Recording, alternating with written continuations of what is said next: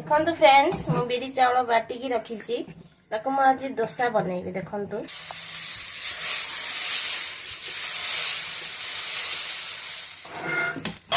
देखो आम डोसा रेडी होगा बर्तमान।